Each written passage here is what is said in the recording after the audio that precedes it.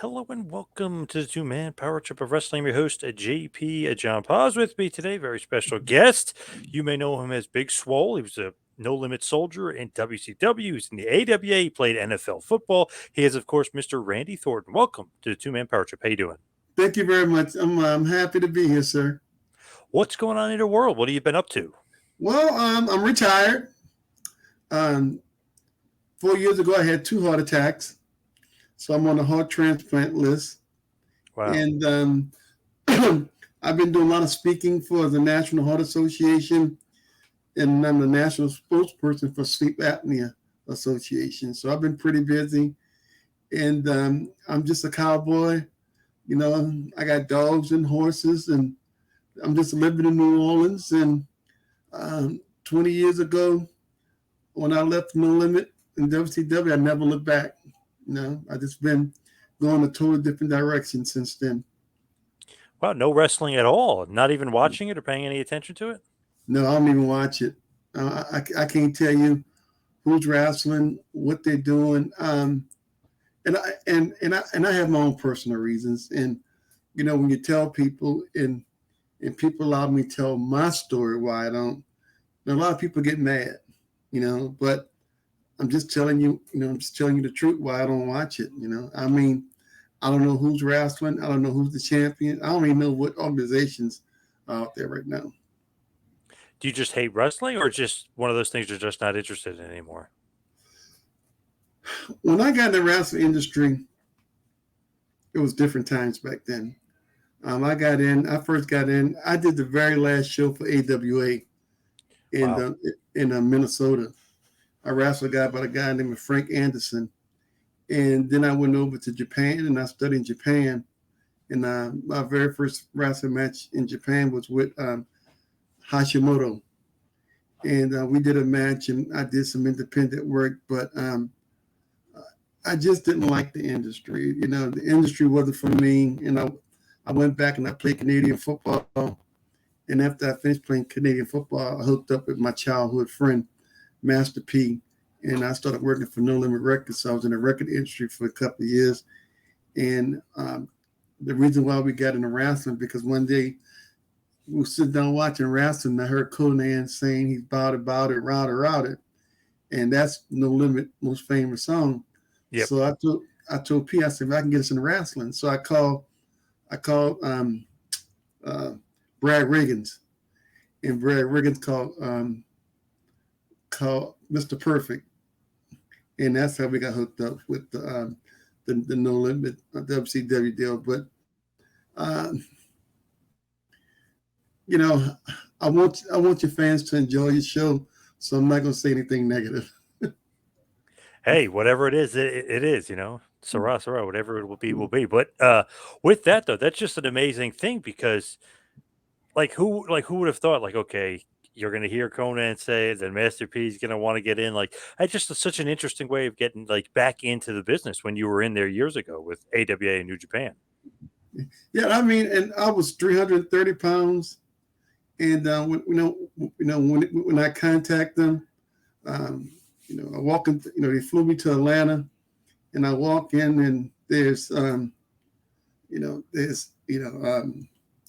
Eric Bischoff, Macho Man Randy Savage, Big Sexy. Um, um, there's a bunch of famous guys sitting around the table, and we signed with them. And when No Limit came out, we took it by storm. I'm talking about with the rap is crap, with the West Texas Rednecks. And what happened is, people say, well, one day y'all just disappeared. Well, one day me and Master P got into a big argument, and he didn't show up for Bass at the Beach, and so he basically abandoned his own clique because he got mad, and because they were scheduled for us to go overseas, we was booked to go to Japan, in China, but it just wasn't meant to be. Wow. So he got mad at you. He got mad at like Dusty and WCW, the Bookers, or what happened there? Well, what happened was, if people, because this was so long ago, but when we came out with the West Texas Redneck Rappers crap, the West Texas Rednecks were becoming the good guys, and we were becoming the heels. I mean, we would go to Kentucky, Nashville, and we was getting all the heat, you know. And Yep. and so it was 2 weeks, I think a week before Bass at the Beach in Tampa. Dusty came to me and said, "Randy, look, uh, we have to turn this around. The No Limit Soldiers are turning to the bad guys, and the West Texas Rednecks are turning to the good guys." He said, "We're gonna, you're gonna do the show in Atlanta, and they're gonna jump in the ring. They're gonna jump in and beat the dog shit out you because we got to give people a reason to dislike them. So you're gonna win Bass at the Beach, you know." And Dusty called. Dusty was our promoter, and apparently Master P didn't like that, and he just didn't show up, and he stopped showing up for all the, so for a whole, I want to say for 7 to 8 months, I would fly to shows and just sit backstage, and man, they was paying me like 30,000 a month just to come and sit backstage. Wow. How'd you get that contract? That's a great contract. Yeah, I was making more money than the headliners. It's just that they wanted, they wanted the No Limit Soldiers so bad, and it basically anything we asked for, I got. I was in my contract. I had to fly in first class. I had my contract. I had to stay in the suite. And a lot of guys were Nice. mad at me, but like I said, hey man, don't get mad at me because you want to negotiate. you know, and Exactly. but I really, I really didn't like the wrestling industry. I'm an introvert. Um, I've never used drugs a day in my life. I'm anti-alcohol, and when you deal in the wrestling industry, that's all it is. It's drugs, alcohol. You go backstage, people are passed out. They're passing out pain pills, and it just wasn't an industry that I wanted to be associated with. How'd you get the contract though? Like originally, like when you got that deal, like who sat down and gave you, was it Eric Bischoff or was it Master P getting that contract for you? How No, did that go about? no, me and the lawyer for No Limit, we flew to Atlanta, and we met with Kevin Nash and Macho Man and all those guys, and we negotiated. The Master P had nothing to do with the negotiation. Me and the lawyer did it. We did everything, and we set everything up, and we was set for a couple, for a year or two. But Pete, every time he does stuff about No Limit, he lies and tell people that he has such a short contract and he made $500,000, didn't show up, all that. He's just a bunch of lies. He just don't want to tell people the truth. You know, Are you still in contact with Master P today? You guys still talking or no? can I cuss on here? Sure. Fuck no. I can't stand that motherfucker. Seriously, I can't stand him. We have not talked since the last time I seen him.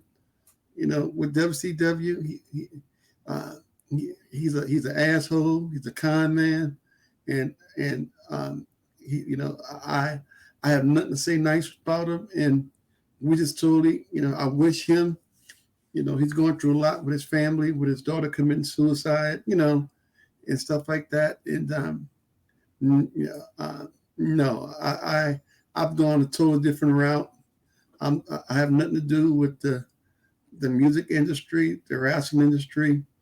I got into the cattle business. Right now, I'm into the mattress manufacturing business. So, I've really just stayed away, from a lot of, entertainment and stuff like that. And, you know, and, when Rey Mysterio come in town, I've gotten a couple of phone calls. Just, hey, how you doing?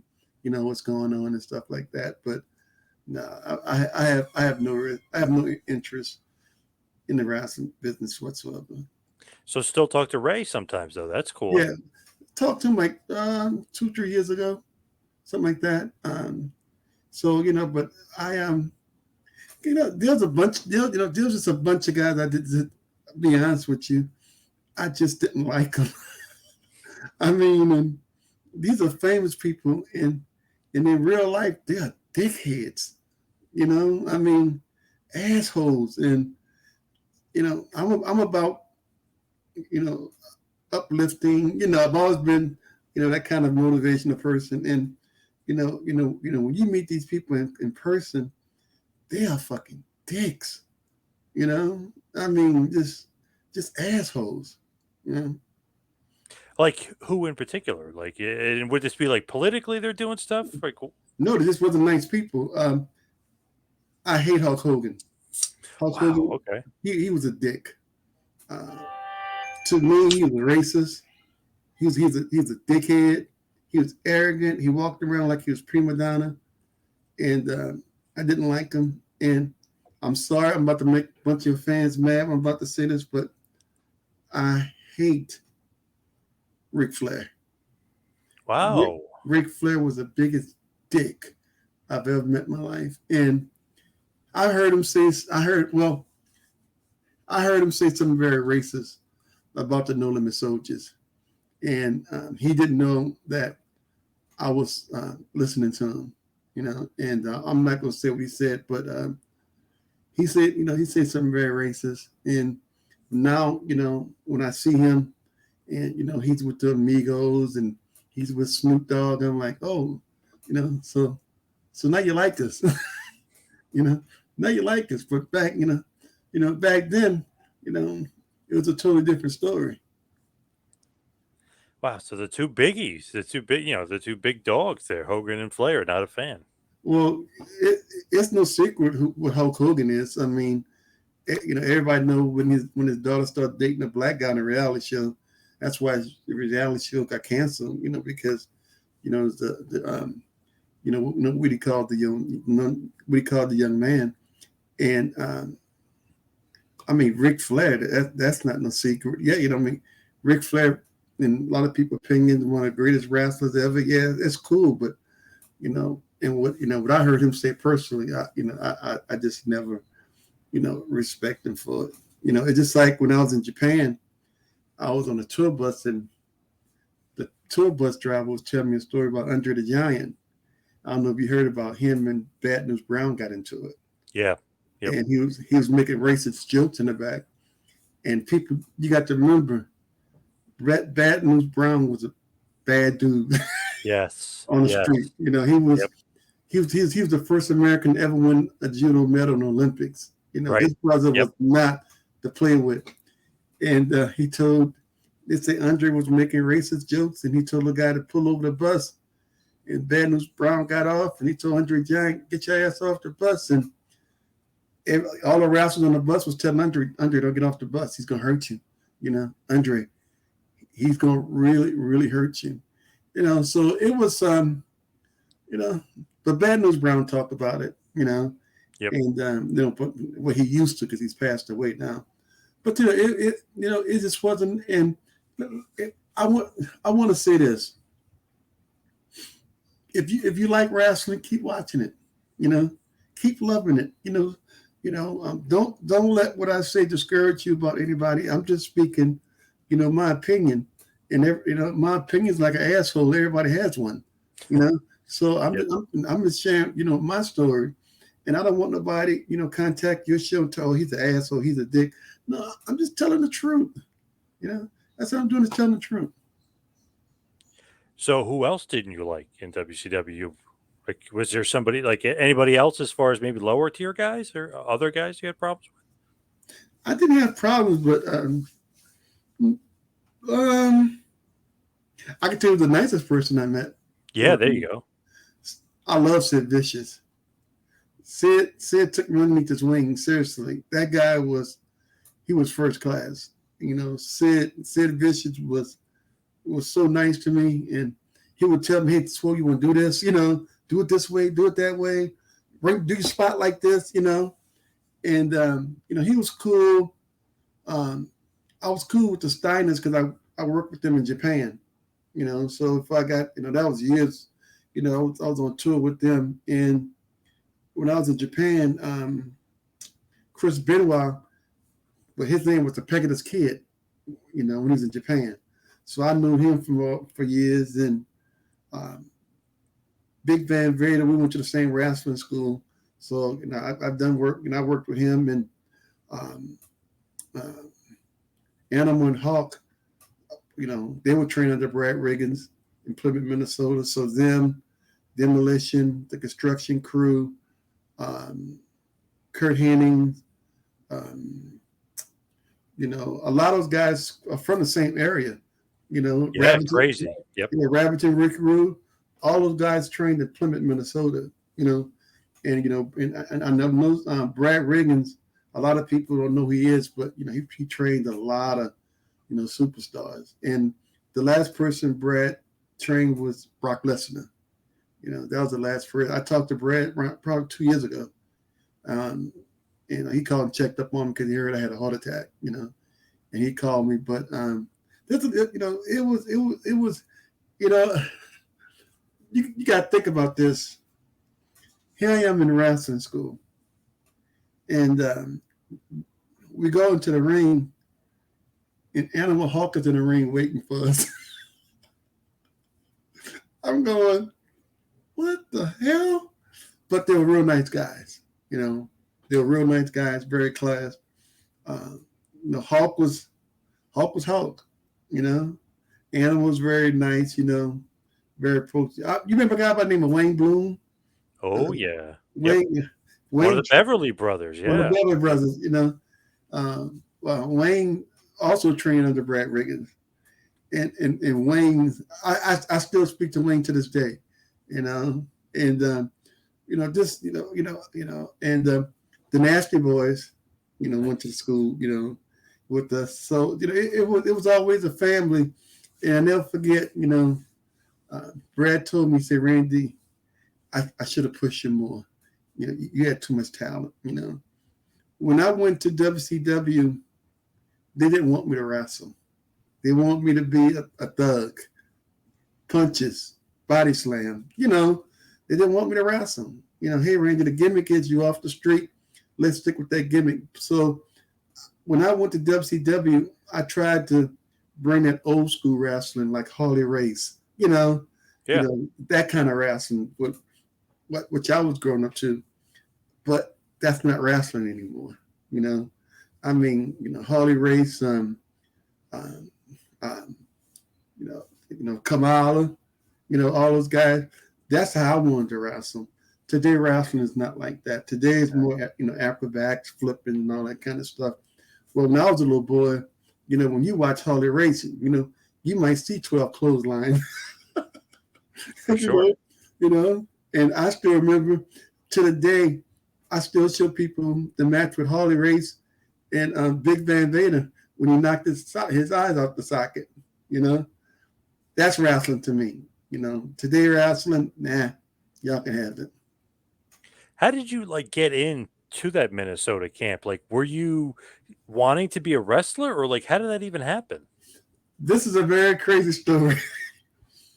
There was an old wrestler by the name of Big Cat on the Lad. I don't know if you remember Big Cat. Well, of course. Yeah, of course. Yep. Great football player, too. Yeah, great football player, all pro. Big Cat was the man back in the day in wrestling, Yes. And I was going to the University of Houston, and this is after he retired from wrestling. He was coaching at Texas Southern University. And I went into this place called, Pierre's Chicken. And I went to get my chicken, and he said, boy, you thought about getting into wrestling?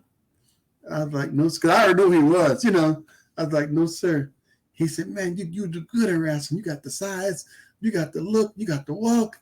He said, man, look, if you ever want to get in wrestling, here's a phone number. And he gave me Brad Rheingans' phone number. And it just so happened years later, I wanted to become professional wrestler after my football career, and I still had the number. So I lived in Plymouth for 2 years. Wow, pretty awesome though. Ernie the Big Cat Lad of all people. I mean, that's awesome. Yeah, well, he used to live in New Orleans, too. So I've always seen him. He passed away, but he used to have Big Cat Ernie Lad barbecue, and I would go by and talk to him, and stuff like that. Real, and um, the $1 Million Man, Ted DiBiase, he also lives in New Orleans, you know.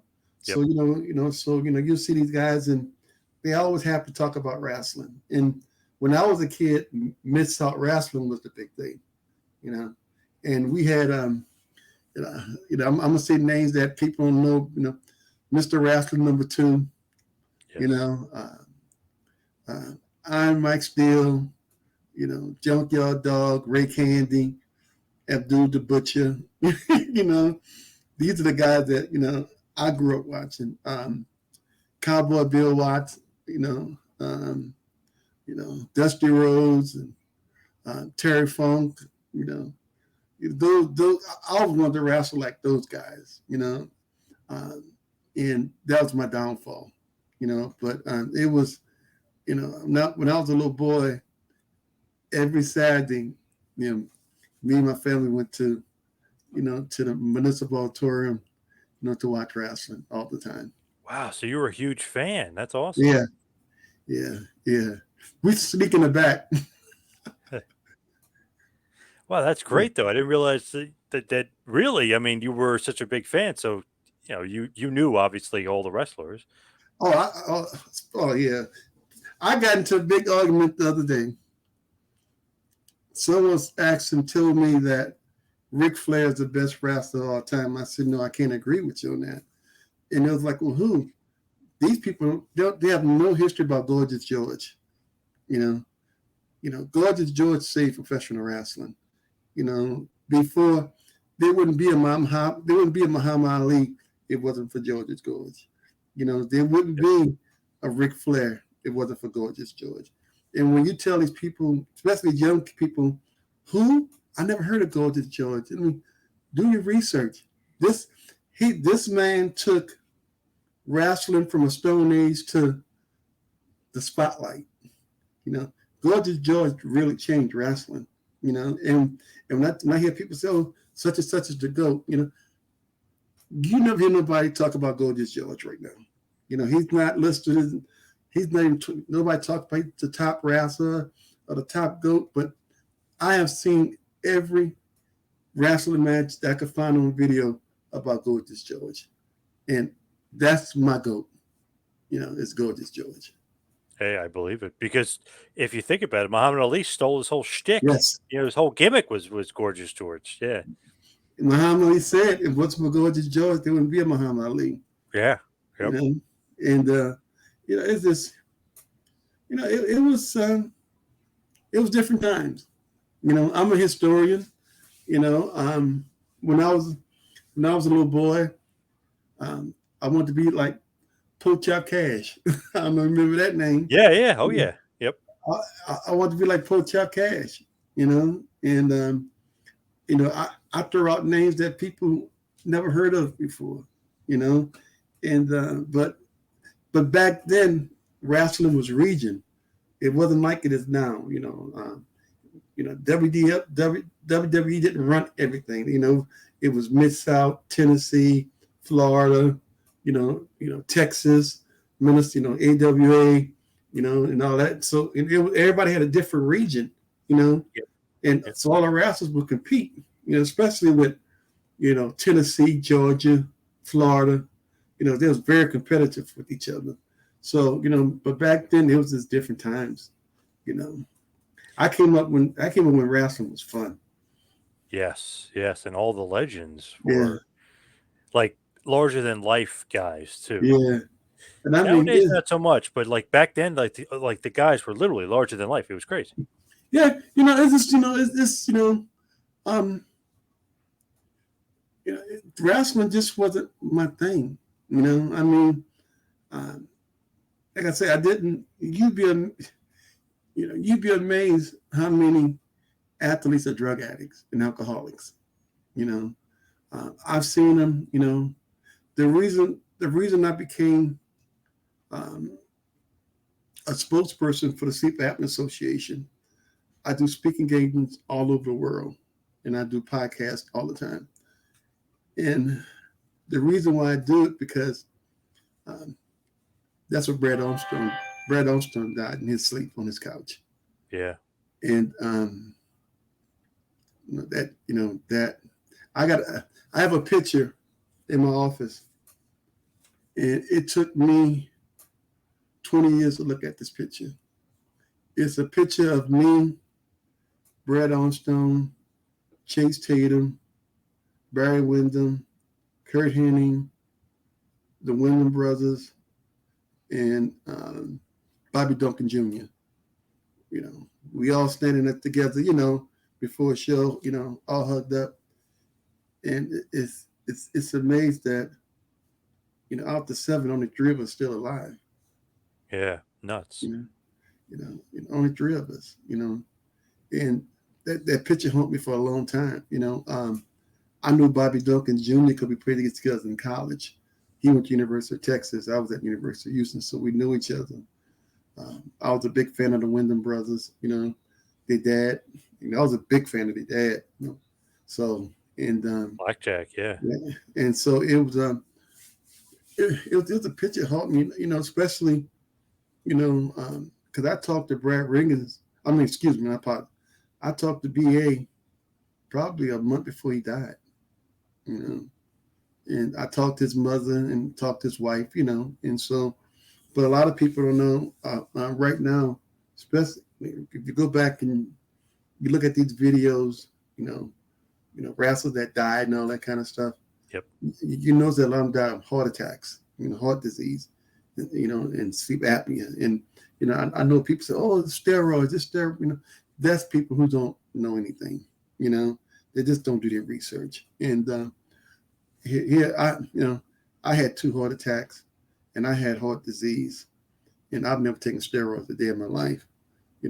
My mother has heart disease. My brother has heart disease.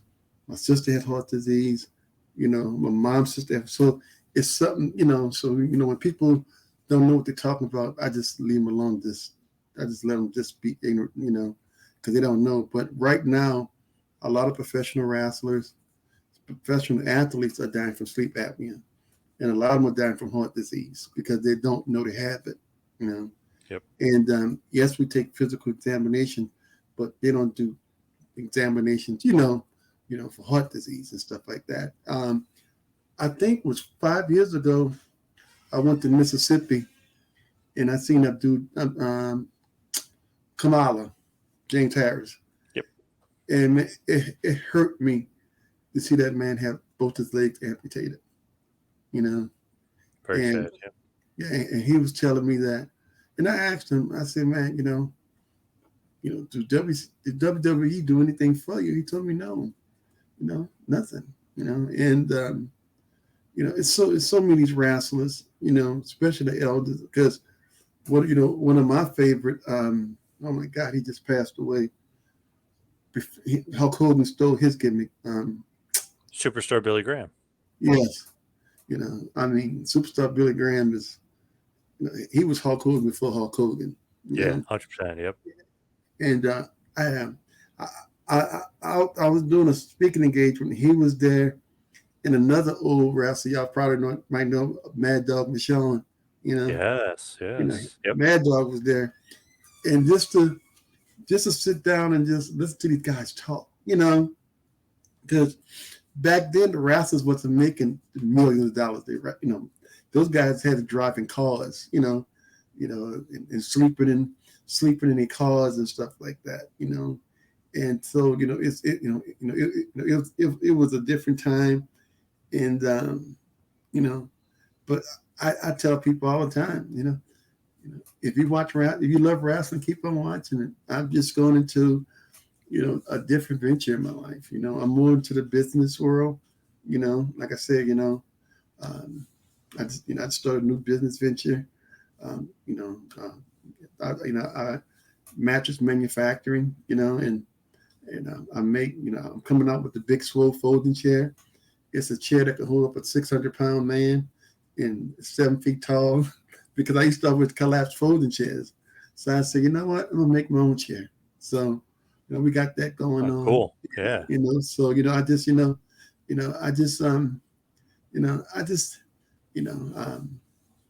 Like guys in the music industry, I don't talk to Master P, I don't talk to Snoop Dogg, I don't talk to Mystical. Uh, it's just, it's part of my life. I mean, a good day for me is to go out in the barn and pick up horse shit. You know, Yeah. that's a great, that's a great day for me. You know, and you hear my dogs in the back. I got 6 dogs, Wow. so Nice. yeah, I love animals, and I do a lot of reading, and I try to encourage, mentor people, because you know, um,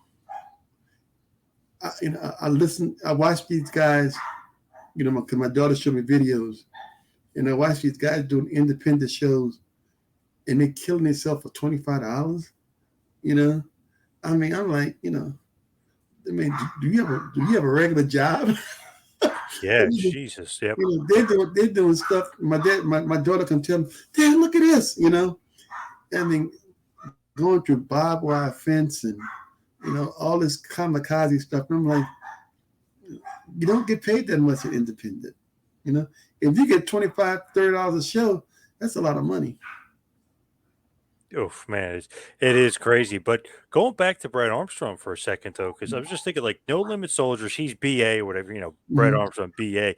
Did you like him and Chase Tatum? Did you Oh, think they fit the No Limit Soldiers, though? Like, as yeah, far as like the group and the yeah. gimmick?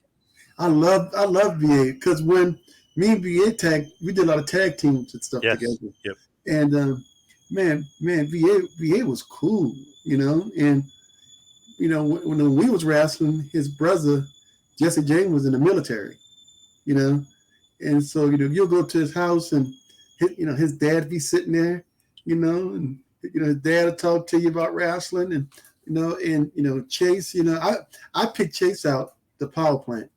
I picked him out myself, and you know um, that didn't work out too good for us, so we had to cut ties with Chase, but you know I I miss BA. Yeah, I really do. He was a good friend, and and everybody loved BA. Every, I've never heard one person ever say anything bad about him. It's true. Yeah, you rarely ever hear anything bad about him, which is crazy. About He's a great. anybody, but yeah, it's pretty crazy. Yep. He's like unanimously loved. I, I'm still surprised Rey Mysterio's still wrestling. Someone told me that he's still. I'm like, damn, And he's still really good. yeah. He, Rey Mysterio is probably one of the best wrestlers I've ever seen personally. You Yep. know, Same here. Yep. let me tell you the best wrestling match I've ever seen in my life. I was in Japan and I was wrestling for New Japan, and we was doing the 25th anniversary for New Japan, and we was in Osaka Castle, and I seen um, the Pegasus Kid and Tuco Scorpio go at it. I've never seen a wrestling match like that. You talking about some? I'm talking about Two, two wow. of the best. Yeah. They were going at it, and I was like, this probably the best live wrestling match I've ever seen in my life, because Scorpio he was good, you know, you Awesome. know, Yep. and I heard he's still wrestling independent. And I'm like, wow, Yes. Yes. Somehow. Yeah. He's still in pretty good shape too. Somehow. they can have it. They can. It's like when um, the day my wife called and told me about Chris Benoit, what happened with him and his family, and that's not the Chris Benoit I know. You know, Chris was very quiet. You know, always motivating you. We used to work out together because him and Rey Mysterio were real good friends. And that situation. That's that's not the Chris Benoit I know. Sad, sad situation with him for sure. With WCW and the No Limit Soldiers and being a part that, where does or were you always Swole? Did they give you the Swole nickname? Like where does like the name come from? I've been calling myself Swole since I was 6 years old. Wow, okay. Yeah, I've been calling myself Big Swole since I was 6, and because I was super skinny, and I used to always say when I grew up, I'm gonna be swole. And when I played, college football and I played in the NFL, I did a lot of powerlifting. And then when I got out of football, I started doing a lot of, bodybuilding exercises, bodybuilding workout. And I went from like 250, like 340 pounds. When I was wrestling for WCW, I was around 330, something like that. Yeah, you were Yeah, huge. yeah, I was swollen. And now I've always, when we hooked up with WCW, we basically wrote our own ticket because that was the day. Because you remember we did the show in New Orleans where we threw the cake in Kurt Hennig's face. You Yes. know? Yeah. Yeah. And we also did the premiere of the Who to Who video. Who do We you? did Yep. that live. So we basically had the whole run of the company. And Eric Bischoff. He said something. He did an interview, and he said some really nice things about me. You know, and I respect him. He's like Swoll was so professional. Swoll was always there 2 hours before the show. And he said, man, Swoll had potential. But I just when I left, when I left, I gave my life to Christ. I started a new life. Um, I just didn't want to be. A lot of people think being famous is fun, and it's really not. You know, um, if it was so good, why so many celebrities have mental health issues? If being famous so good, you know, why Rick Flair's an alcoholic? You know, why Kanye West is crazy. You know, it's not. It's not. In my family and in my house, there's not one picture of me and No Limit Soldiers on my wall. There's no football pictures. There's no All American plats. All my everything I made. Playing football, and all my trophies and football helmets are all in the attic. You know, and I don't. I just I run a house. To the kids, I'm daddy. To my friends, I'm Randy, and to my wife, I'm son of a bitch. So True. Yes. Yes. With that, like with No Limit Soldiers, were you supposed to stay? Obviously, Mr. B yeah, has his blow up does come up. Were you supposed to stay even though No yeah, Limit Soldiers were gone? Oh, you yeah. were. Okay. I did some work with Dennis Rodman. When Dennis Rodman, me Yeah. and Oh, yeah. me and 4x4, we used to escort him to the ring and stuff like that. So I did that. Um, but they were basically pretty pissed off at Master P. You know, and like I said, they were paying me $30,000 a month just to sit backstage. They'll fly me to all the shows, and I sit backstage, and I wouldn't be on a board. Yep. And I'll still get paid. How did you get so big? You were kind of mentioning that before. No steroids, all natural, right? How did you get so big? Do you just work out all day? I mean, what is it? Good genes? What's like the secret? My dad was a big man. My dad worked on a railroad. Um, I was, I, I just love weights. I call eating weights. Um, when I got into, when I was in high school and college, I was a safety. I played corner safety. And when I got to the NFL, they moved me to linebacker. So I went from like 220 to 250, you know. And after I tore my ACL, after having two ACL surgeries, I went to Canada and I got so much into weightlifting that I was 330 pounds. And that's when I went to Japan. And when I was in Japan, I got a phone call. I got drafted in the World League. So that's why I left Japan. I came back to the States. And I played 2 years in the World League. And then that's when I hooked up with Master P. And that, but I love eating weights. Right now, I'm 59 years old, and people look at me right now, and they're like, "Oh man, you look healthy. You look," but a lot of people know I have electric heart, and I'm on the heart transplant list. And I don't know if you can see it, but Yeah. Yep. you know, I'm on Yep. the I'm on a heart transplant list, and when people see me, everybody say, "Oh man, you look healthy." Thank you, I appreciate it. I just started walking 2 years ago. I was confined for 3 years, and but I'm still here. You know, um, I smile every day. You know, every day is a blessing. Every morning I get up at 6 o'clock. I brush my teeth, drink my coffee. I go to church and I pray for an hour, and I pray from like 6 to 7, and then I go to the gym. I work out from like 7:30 to 12, and then I go mess with my cows and my horses. So that's my life. Yeah. Did you ever think, as far as like when you were playing in the NFL, or almost really in the NFL, did you ever think of that you were going to make it like on a team full time, that you were going to be there for the whole season, or what was like the end game with football? Well, this is weird because when I first went to Denver, my rookie year, I made the roster. In the first game, I broke my hand. Very first game, you know. So, so they paid my full salary. So, I trained.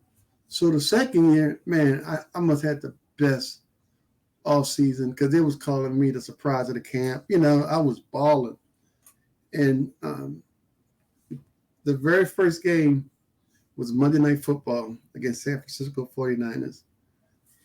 Very first game. I've already made the team, everything. And I never forget, we in Candlestick Park, and we punt the ball, and I'm running, and the guy catch the ball, he drops the ball, and instead of me jumping over the pile, I jumped over the pile.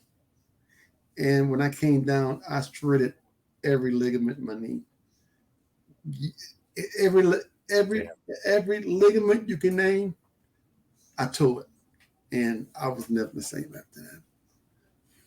But I went Crazy. on and still played in Canada, and I played in the World League. But after I tore my knee up, I mean, I wound up having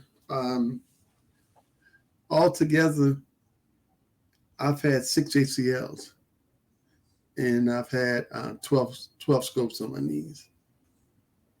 Damn, that's crazy. And you Yeah, were almost a part of the 1990 Giants Super Bowl team, right? Weren't yeah, you almost on that team? yeah. I was on injury reserve. Yeah, I was on That's injury awesome. reserve, Did you get and a ring at all, or no? no, I ain't get a ring. Oh, okay. I didn't deserve one. You know, and it's sometimes you sit back and you say why me, but I've been pretty blessed. You know, I mean, I was All American. Out of high school, I was the number one player in the nation, defense. Uh,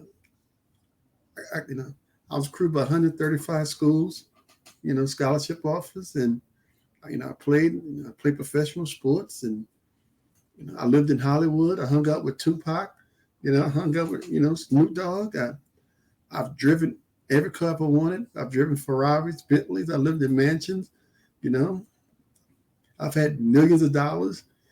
I think my life turned out pretty good. For sure. Yeah, Yeah. yeah. I have no complaints. Even with the heart attacks, I have no complaints in life. With wrestling and football, there is a correlation or a connection with Bill Goldberg, right? Didn't you Yeah, play with Goldberg? I yeah, know obviously you were in WCW with him, but didn't you play football with him as well? yeah. We played 2 years. We was with Sacramento Gold Miners and Sacramento Surge. Um, our first year we was the Sacramento Surge of the World Football League, and he was the starting nose guard. Now the starting defensive end. And the next year we went to the Canadian Football League, And so the Sacramento Gold Mine was what an expansion team in the CFL, but in the United States. Yep. And then the next year I got traded to another Canadian team. But Bill, what you see in Bill is Bill. That's who he is. I call him my Jewish brother. And Bill had a hard time growing up. He had to learn how to fight pretty quickly, especially living in Oklahoma. And I want to say a lot of people don't know, but I think I remember his mom was a concert pianist or something like that, and his dad is an archaeologist or something like that. So he comes from a very intelligent family, but I don't know. It might be vice versa, but I know one of them is I think his dad was a professor or something like that. But I think his mom was a concert violinist or pianist or something like that. So he comes from a very intelligent family. When you look at like him, it's like he's an animal. You know what I mean? He's got one speed, his full speed, but like wow, it's like yeah, but he could have been an archaeologist or whatever. You know what I mean? It's just crazy to think of that. Yeah. Hey, let me tell you something. Bill has hurt a lot of people in wrestling. He has put a lot of people in the hospital, and he's a great guy, He's a great guy. This is a story that a lot of people don't know. When we joined WCW, we sitting at the table, and so they asked me, "Who you want to be the No Limit Soldier?" So Conan, Rey Mysterio. Yep. They was like, "Well, look, we got who Brad Armstrong?" I'm like, "Yeah, BA." He said, "Like, we want him to join." I said, "Okay." They said, "Well, who do you want?" And I said, "I want New Jack." From the Gangsters. Yes. You can't have New Jack. I said, "Why?" He said, "Man, he's a liability. He hurts too many people." I said, "Well, man, y'all told me I can have who I want." It's like, right. No, man, you can't have New Jack. And so they denied me New Jack. And later on, New Jack did a video where he approached Kevin Nash about that, about him denying him joining No Limit Soldiers because he wanted to be a No Limit Soldier so bad. And no telling what we would have done with New Jack. Yeah, it would have been cool. Yep. But they wouldn't give me New Jack. What about Conan? What did you think about Conan? Did you like Conan? Conan is quiet, He's always distant, Conan was pretty, he was pretty cool. Even though he said some bad things about me, later on, he said I had no talent, which is pretty cool, Everybody has opinions, but I never said I was a great wrestler, I'm just a brother from the hood that's got a chance, and Conan, I don't talk about him a lot, none of my interviews, anything, I don't talk about Conan a lot, I talk about Rey Mysterio because Rey Mysterio is one of the best and still the best, and but he was nice, we had a friendship, we had a friendship, it was okay. When you look back at just like the wrestling career, do you think like, oh man, I should have stuck around and done it longer? I would have made more money. Or do you look at it like, no, I have no regrets. Screw that. I'm out of here. Let me tell you a story I never told nobody. When I was in Japan, I flew back to Minnesota, and New Japan called me up, and one of the promoters, he said, we're going to fly you back. And he said, how do you feel about taking an ass whipping for 45 minutes? What? Can you take an ass whipping for 45 minutes? I'm like, who? There's like, well, we want to book you to wrestle Big Van Vader in the main event. And I said, well, what's the spots? What are the spots? Well, there's no spots. He's going to beat the dog shit out of you. You got to remember, I'm ripped full of muscles, good looking cat, and I told him, nah, I don't think I can do that. And I'll never forget the promoter told me, well, if you don't do it, you'll never wrestle in Japan again. I was like, bye. Wow. Wow. You know, because you have to remember back in the early '90s, in the mid '90s, Big Van Vader was hurt Leon because he was hurting a lot of people, and I'm talking about breaking bones and shit. And I you know I didn't get in the wrestling industry, to have nobody beat the dog shit out of me. I'm sorry, and they told me they said if I didn't wrestle, Leon, I'll never wrestle in Japan again. I never wrestle in Japan again. Why though? Like, just to ask it, why couldn't it just been like a decent match or something? Why that booking? I don't know, because I, I I wouldn't mind losing to him, but don't make me look like a bitch, you know, and get my ass whipped. I mean, we had no spots. There was no spots for this match. He, he was gonna walk in with the mask with the steam coming out, and all Yes. the fire and Yeah. smoke, and I was gonna be standing in the ring, and he was just gonna just whip the dog shit out of me. I mean, there were no spots and no script or anything, and I just couldn't do it. Did you like Japan, like wrestling over there? I know obviously I it was love really it. against Hashimoto, but did you like that? I love Japan.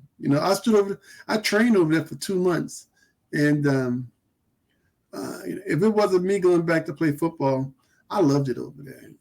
It's, I trained over there in the dojos, and they take wrestling. They were most, they were more different than we were, and Yeah, it's a sport. yeah, it's I loved it. I love the culture. I love the people. Um, you know, um, Someone asked me a long time, your career in football and wrestling was very short. Do you wish it could be longer? The answer is no. It wasn't what God meant for me to do. You know, um, I'm a I'm a great businessman. I'm a great father. You know, I really think that God had other plans for me. You know, um, it just it's just this it just wasn't meant for me to be. And I don't get mad about the No Limit Soldiers or none of that kind of stuff because it's been 25 years and people still know who Big Swole is. you know, Yep. I'm amazed when I get, especially people from overseas, like from Japan, China.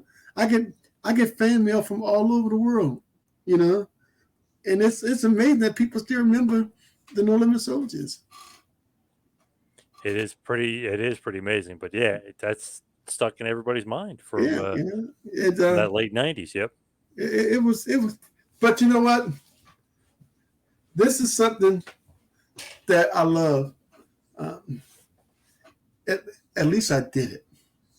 You know, I did it. You know, Accomplished. and like I said, I have no regrets. I really don't. And as you see, I got the biggest smile on my face. Because I made great memories. You know, and I made great friends. And I still remember when WCW got brought by WWE. You know, and they call and they say, "Look, we're selling the company. Do you want to go to WWE or we could pay you out?" They paid me out. You know, they didn't have to do that. So Smart. So that's they awesome for you. yeah, I took the money. Yeah, I took the money and got the hell. So I didn't want to go to WWE. And stuff like that. That just wrestling just wasn't something I see myself long term doing. You know, I just didn't never see myself being a wrestler my whole life, and I'm kind of glad because um, I think some of the saddest thing in the world when you go to these Comic Con shows or these wrestling Conventions. things, and man, and you see these old guys can't even walk. They're selling pictures and dolls, autograph and signed picture for $50, you know, and I just think it's sad, you know, and I went to uh, a wrestling little show in Mississippi around 6, 7 years ago, and those guys look so hurt, you know, they look so beat up, you know, and I never wanted to live my life like that, you know. That was, you know, because you got to remember a lot of these guys, uh, wrestling's all they know, you know. They don't know Yeah. how to be anything else, you know. Yep. You know, I never forget. I was talking George the Animal Steel, you know, and a lot of people didn't know he was a school teacher. You know, he was a school teacher and a coach, and he always told me, you know, always have something to fall back on. You know, and a lot of these guys just didn't have They nothing to didn't. fall back on. You know, As we head towards the finish here, we head towards the wind down. What is next for Swoll? Like, what else do you got going on? Anything wrestling, football related? And then what about your business? Business is. no, I am about to become. Well, not to become. I am the first African American manufacturer for mattresses. Um, I when I was sick, uh, I was having a lot of problems sleeping because of the mattress, and I found out that these new foam mattresses that we buying are made in China, and they're made with poison, a lot of chemicals, you Mm. know, and stuff like that. So I hooked up with some doctors in a company called Pike Mattress, and so I'm in the mattress industry, and we also we're doing production right now for the Big Swoll chair. And like I said, the Big Swoll chair, I don't know if you know anybody have a big that's just set in a folding chair and it's collapsed. You know, my Oh, chair, yes. my Yes. chair, my chair can hold up to somebody 600 pounds. It's 7 feet tall. It's humongous. You know, and I bring that chair everywhere I go. And everybody wants to buy one. You know, so we're doing that, and um, I just no sports. I just want to help people. I want to tell people, about the danger of sleep apnea. I want to tell them about the danger of heart disease. So many young guys are dying. Of heart disease, heart attacks, and stuff like that. And I'm just an advocate. I think God put me in this world to help people, and not to entertain people. You know, Yep. and but like I said to you and your followers, if you love wrestling, keep on watching it. I'm encouraging you to. It's just that wrestling wasn't for me. And I'm okay with it. It's like if you ask me, okay, Randy, go back and wrestle, go work with cows. I'd rather go work with cows. You know, I'd rather go Right. with cattle, and I'd rather go work with horses. Right. Instead of going around. And that's just how I feel. But that's just my life. And so there's nothing in my future. Not even the music industry, um, wrestling industry, football. I don't do anything. The only thing I just want to do is live my life. Watch my kids grow old, and just take care of myself. Where can everybody find you? Like social media, otherwise, and even like your businesses and stuff. Yeah. Well, I'm on right now. I'm on TikTok under Randy Thornton Big Swoll, and I'm also on Facebook Randy Thornton Big Swoll. And we about to launch the Superior Mattress Company. We're getting their website and stuff. A lot of people realize when you do a business, there's a lot of attorneys involved. Oh, A yeah. lot of legal things we're doing. So before I post all that stuff, there's a lot of regulations, and stuff like that. And so it's a corporation, not an LLC, which makes it totally different, different paperwork and stuff like that. And we've already for the Big Swoll chair, we've already got 2 universities that want to buy the chair. So we it's you know when you see the chair, you're gonna say, Man, that's a big Swoll chair. That's awesome. I love it. Big Swoll. It's awesome to see you. See you're doing good. But thank you Thank you. for all the Well, time, and I appreciate it. Thank you so much. man, thank you allowing me to come on your show, my brother. And I wish you and your family the best of luck. May God bless you and your fans. And like I said, keep on watching wrestling, my brother.